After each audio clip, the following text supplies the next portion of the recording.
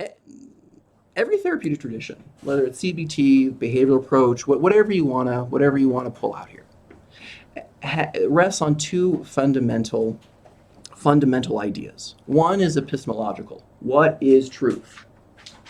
CBTers, mechanistic. Behavioral, it's the unfolding of the present moment.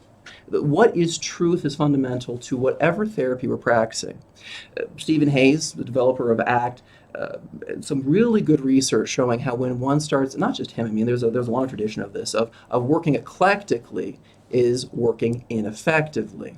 Because every therapeutic tool, approach one's using is adopting one unique definition of truth and is rejecting all others. So number one, therapy rests on what one defines as truth. The second is a question of pragmatics.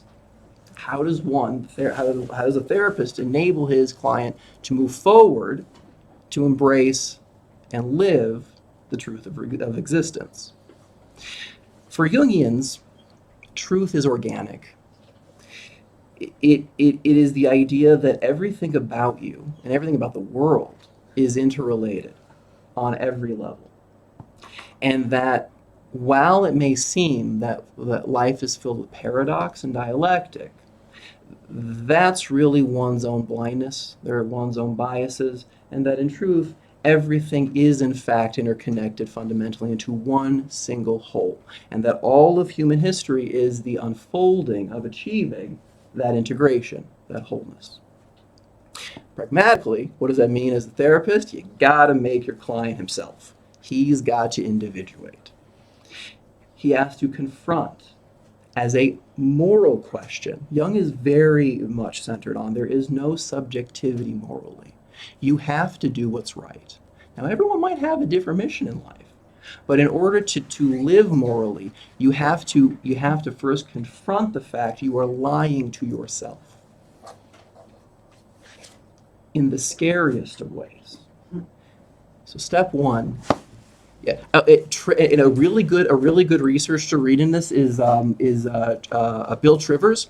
He's one of the founders, one of the developers of evolutionary psychology, and he has an amazing book on self-deception. It's a beautiful read, but very much in line, very worthwhile reading from a clinical perspective, how we definitely lie to ourselves quite effectively. The second is after being able to confront the self-lies that we tell ourselves, that we have to integrate the truths that we discover about every part of our psyche.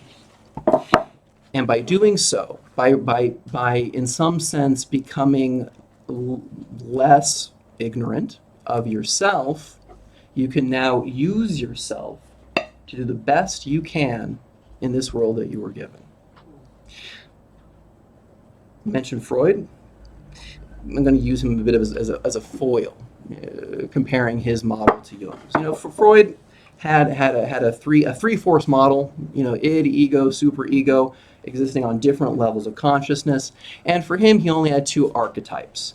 He had the eros, which was the struggle for survival through sex and how that manifests in a person's life, and thanatos, the death instinct. How we're constantly denying the fact that as we sit here and breathe, we are slowly dying.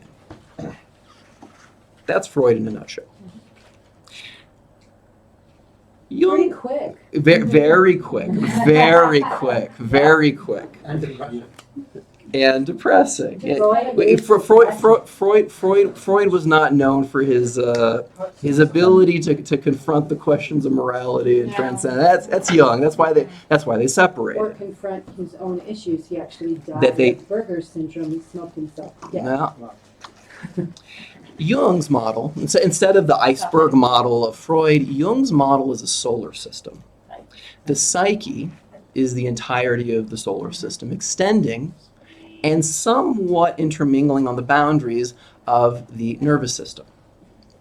I'm getting into this a little bit later with the archetypes. There's an idea of what's called a psychoid, where there's a emergence theme within Jung where consciousness is constantly emerging and is able to overcome natural boundaries from the psyche to the nervous system from the world itself.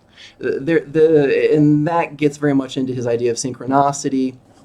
So the self sits in the middle of the psyche.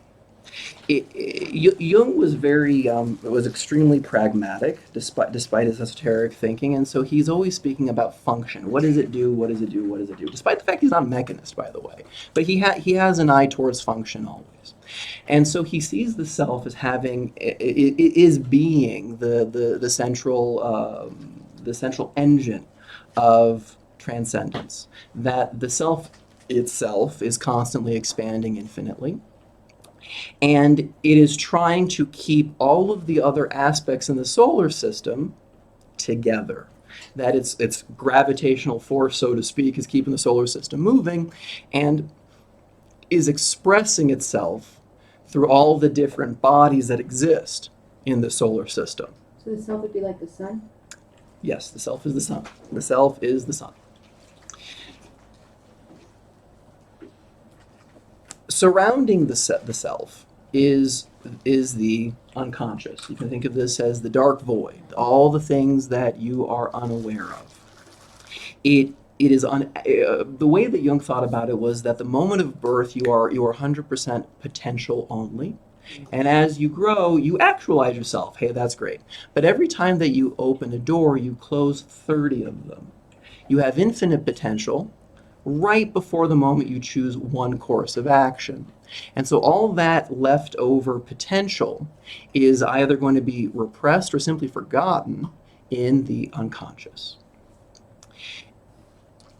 So space is growing, the self is growing, and there's that relationship between you yourself as you actualize or making it that way. He saw the unconscious as existing on two levels. And this is going to repeat as what complexes, archetypes are also going to be existing on these two fundamental levels. One, the personal, which Jung, as well as the collective. So the unconscious, you can say in totality, von Franz argued what Jung meant whenever he referred to the shadow. He meant the entirety of the unconscious. It's debatable. I don't know. Go read von Franz. She makes a good argument. But be that as it may, what makes up the unconscious, take for granted this idea of the shadow, it's everything that one does not want to be a part of their actualized self. It doesn't have to be bad. It's not a question of morality. It's not a question of good, bad, right, wrong. It's once you've made a choice, that's who you are, and guess what? Ain't getting back. That's just the way it is. It can contain some sort of self-judgment. It can contain questions of morality, but it's not fundamentally about morality per se. And the reason why I'm making this distinction is because the collective unconscious of the shadow is about evil. It is about morality. It is about good and bad. It's all the parts that are shared universally. Some Jungians, and Jung himself even Jung himself argued that this would be on the genetic level of the human being. And when the personal and the collective merge together, they're interacting, they will manifest as what Jung called a complex. So great, what's a complex? So we got a couple of them. The ego complex is the most fundamental. This is planet Earth. This is where you sit. This is your consciousness.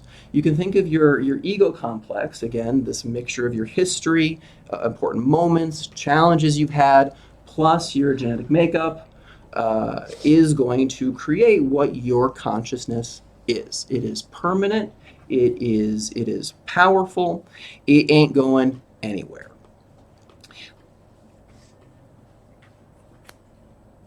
Where things get off the rails is the other complexes that exist. Jung kind of imagines the way that our psychic solar system is including these sub-personalities. They're sort of like these autonomous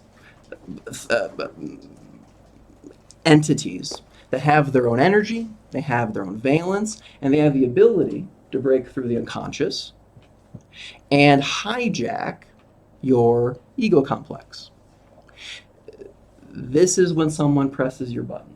This is when you reflect upon what you did and you're like, why the hell did I do that? It is everything that is confusing about you that you would never admit to anyone in this room.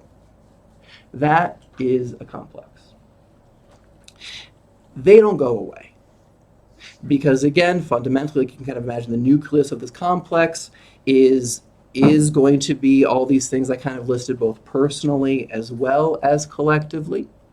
So you're stuck with them. These are your vulnerabilities, whether you like it or not.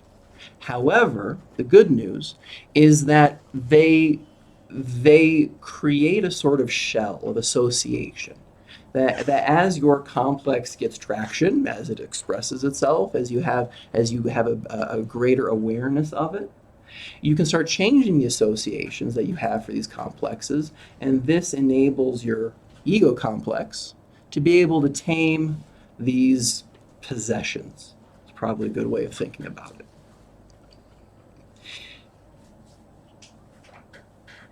So the goal of analysis then is to first and foremost try and uncover what these complexes are, most importantly the shadow complex, and show them, to present them to the client, so that through the act of joint dialogue, through a fellowship, through a friendship,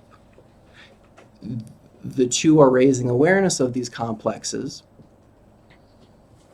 figuring out what their functions are, what triggers their constellation, and using dream analysis, active imagination, amplification, drawing from mythology, stories that are emotionally powerful, you're changing the associations surrounding the complex. Very much in line with ACT, by the way. ACT and Steve Hayes' work is very much predicated on this. The behavioralist, and in terms of behavioral terms, this would be just basic learning. You can't unlearn anything that you've learned in your life, but what you can do is you can evolve what you've learned in life. So there's a parallel, I think, in terms of the concept there. It also goes into IFS principles as well. Because IFS stole from you. Right. This is very possible that IFS made it more understandable to most of us. And he never quoted Jung in any of his works. I don't bear a grudge. I don't think that's But I went through his references. He does talk about it in his book. I know he does a little Yeah, bit. well, I read a little bit. She's all over the place. A little She's bit. all over IFS. Satira's jumping off the page in IFS all the Anyway. time.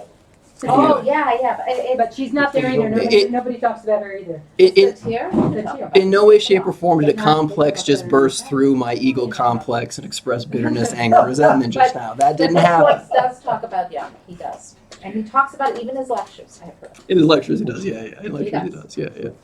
Okay. IFS is, yeah. But IFS is also a very deep model. It's very spiritual. It has a lot of Jungian roots. When you hear Dick Schwartz speak, you hear it. When you learn it, that's why it's so one of the reasons. It also is very easy for us to use because they made it understandable and gave it a format. Incredibly simple. Yeah, that's its usefulness is that it sacrifices scope, it sacrifices depth, but has scope. So yeah, that's You can add the depth. it's not. I mean, he's sacrificing Jungian depth. Like there's a sacrifice of the depth that's in Jung, and there's more of a scope applicability. There's a broader applicability to IFS. Anyway, okay, archetypes. Archetypes are they're more than a complex. Archetypes actually are one part of all complexes. It's I mentioned before. It's psychoid. It has this both. A better way of putting it.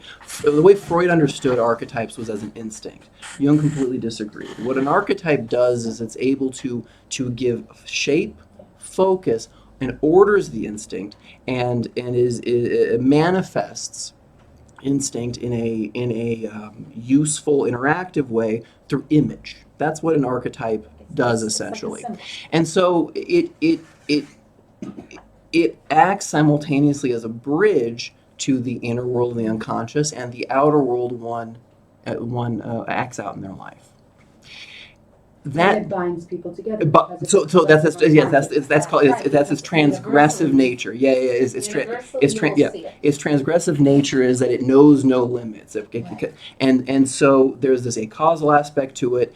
It emerges not just out of the unconscious realm. It emerges in the conscious realm. Mhm. So it's kind of like it's born out of you and is expressed in you. It's born from the world and is expressed through you. It's born in us and then gets expressed in the world. It's a metaphysical property, which gets into his idea of synchronicity. And if you want to get really weirded out, again, go read Ion and Jung's work in terms of the occult and spiritual. It gets interesting. But fundamentally, there's another way of thinking about it. Joe, what's this guy's name? He's a physicist. He's a physicist philosopher. Maybe his name will come to me.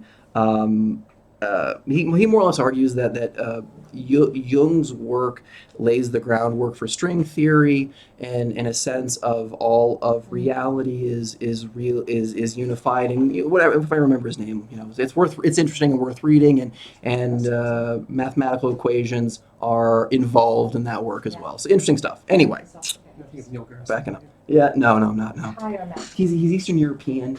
Higher. He's Eastern. I don't know the guy's name. Anyway. Returning back to the shadow,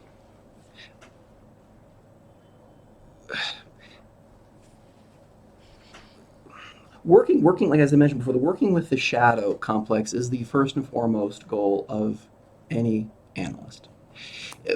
Mentioned the Myers-Briggs, even though Jungians hate that, by the way. They absolutely hate Myers-Briggs. They just are there. They throw it out, the whole thing. But yes, it's playing with the personality types that Jung puts down, and so as an analyst, you're first trying to figure out what is the primary personality traits that are expressed, the inferior personality traits that are not expressed so profoundly. There's an assumption the inferior personality traits, whatever are the last letters in that test, that's going to be your shadow. Right. Whatever doesn't fit with your public persona. And what you're trying to do is you're trying to enable the client to re-own their shadow, Mm-hmm. and to dive as Yeah. deep as you can in confronting their own absolute, dark, disgusting evil. Mhm. You're playing with the Yetzer Hara in Jungian analysis. And you have to accept it, because it just never goes away. And people hate it. It's in. They do when you start it. Yeah. Well, Yeah. it's kind of what we do when we challenge our clients. When they try to tell you something, you see a but, they're like, it's hard. But that you can only do after you have a very strong therapeutic alliance. It's just easy. Because then when they try, then they'll be like, okay, fine, I guess you're right. You get that. But that's the beginning of healing. It's really, really helpful. As an analyst, you've lost if your client says you're right. They have to discover it. Well, they might. They have to discover They it. usually say that. It's You're right. it's an Right, it's you're an right, but. it's I an- agree it's- with Rich, but yeah, well then It's it's that yes, but. yeah. It's the but, because they're like, yeah, you're right, but is always like, because they're still discovering it. So the best you can do is you can learn to They live. don't just agree with The best you can do is you can learn to live with the shadow and avoid all the disaster causes in your life.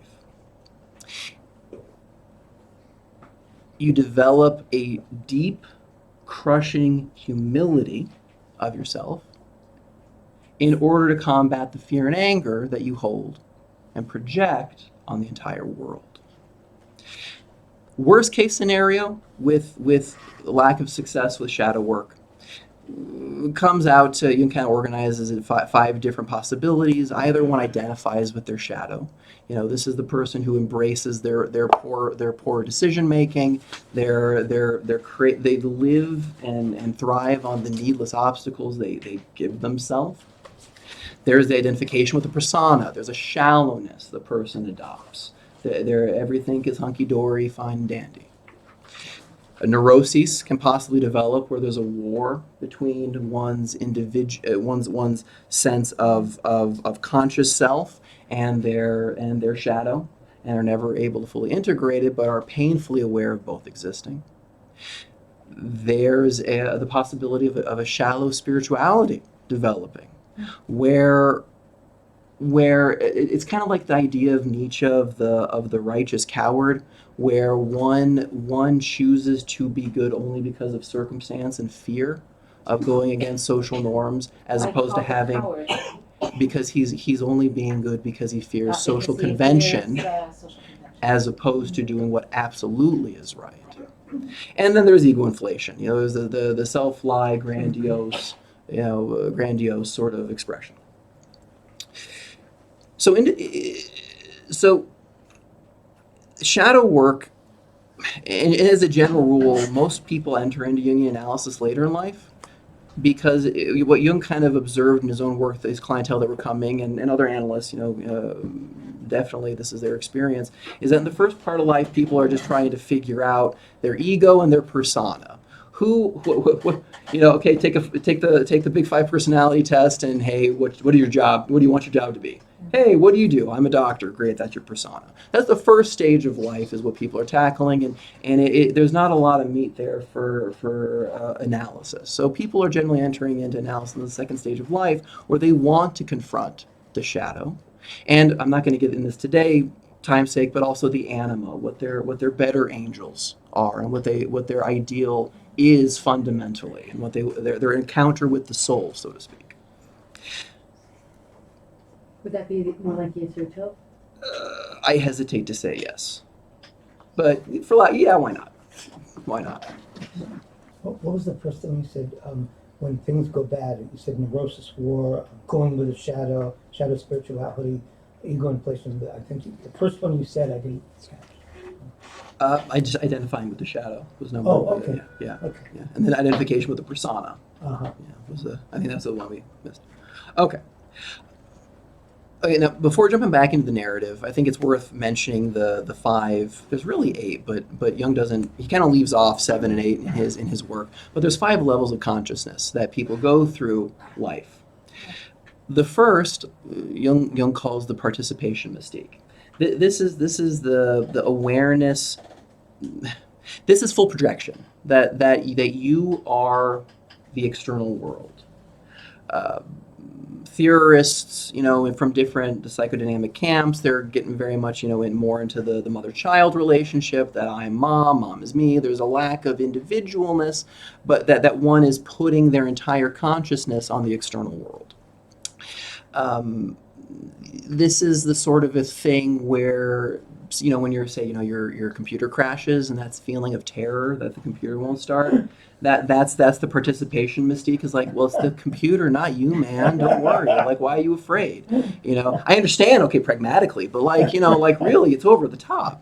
The anger people feel towards close friends, family members, things like that, is like, okay, like, I hear you're angry, but like, seriously, come on. There's a lack of a sense of individuation at this level, and a I don't want to say enmeshment, but yeah, it's extreme enmeshment. That's probably a better way of putting it. The next stage of consciousness is localized projection, where there is a sense of, okay, well, there's things that are other outside of me, but I have the stuff that's mine. I got my wife, my table, my cup, my job. You still have that projection in the participation mystique, but it doesn't extend towards the entirety of the world. Here's where, and again, I said I wasn't going to do the anima, but there's a lot of the idealization, very much highlights the idealization of family members. Your wife is the most amazing, or your husband the most amazing human being on the face of the planet. Guess what? He ain't, or she ain't. But but you know what? It's beautiful and wonderful, and stay in love. So that's where all that sort of projection, the hope that one has in themselves, is being put on, or fears are being put on the external world.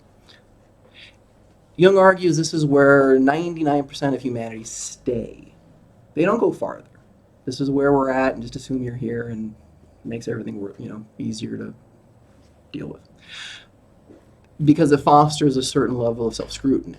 But by assuming, yeah, Jung's probably right, we're all here, there's the chance of being able to move towards the third level of consciousness, which is being able to free oneself from their projections of people and apply them to abstract concepts. This would be where you would see a person de-idealizing friends, family, other people, de-idealizing themselves to a great extent in how they see themselves, their persona. And there's the emergence of religious experience, morality, law. How Jung kind of saw this was that instead of projecting on people, you're projecting on these ideas, these big themes that can be guiding lights in life. There's a certain magic that compensates for the loss of meaning that one begins to notice in their personal relationships.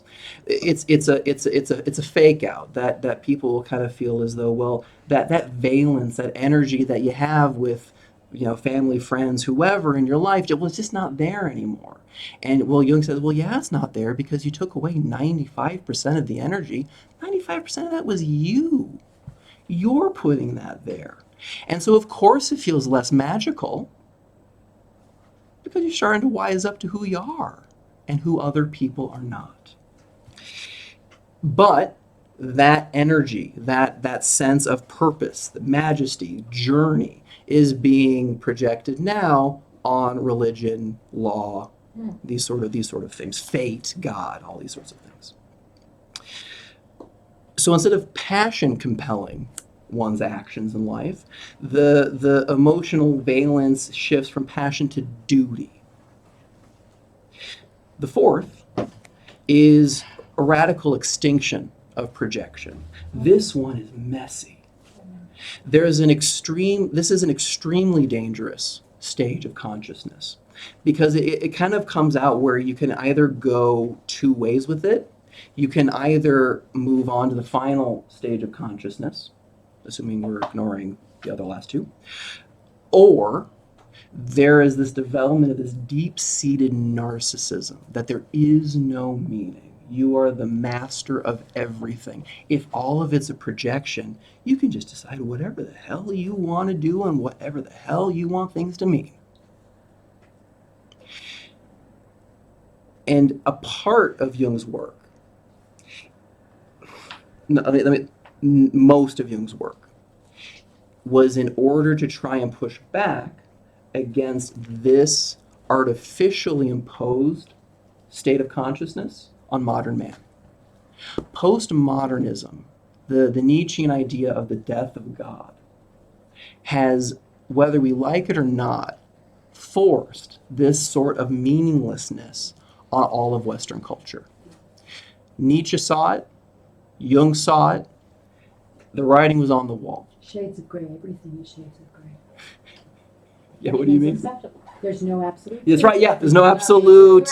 Everything goes. How dare you even say there's absolute truth? It depends. It's like there's no moral compass anymore because there is no such thing as morality. Perhaps that's the tension in this level of consciousness. So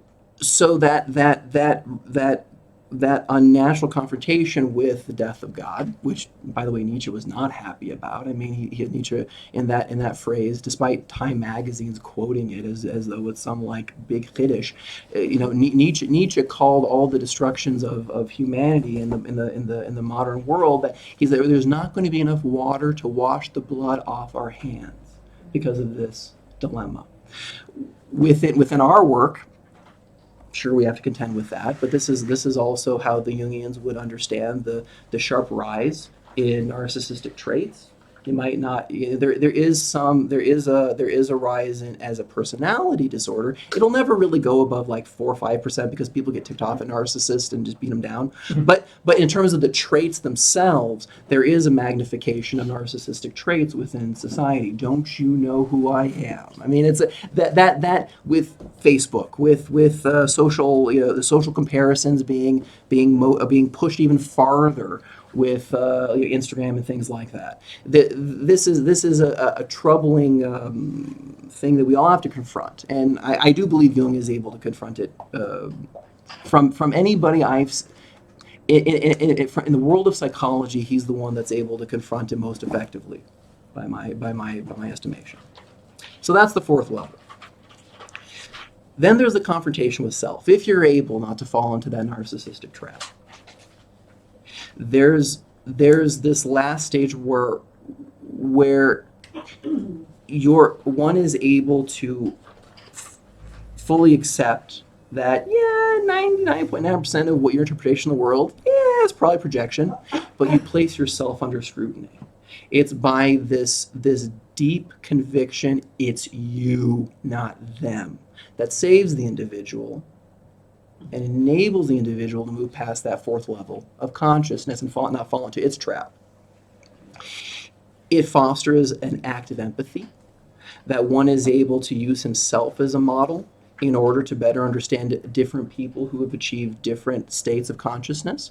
Very similar is Yehuda Halevi in the Kuzari. He makes a similar argument in his works in terms of Talmid Chacham being the one who ought to rule, kind of like Plato's philosopher king. He went through it all so he can recognize it all. That's this stage of conscious development. So it becomes incredibly moral. There isn't the sense of meaninglessness. There isn't the sense of postmodern garbage, because it all becomes about you. The only way that you can make the world a better place is if you forget the world entirely and mind your own backyard. That is this final stage of consciousness.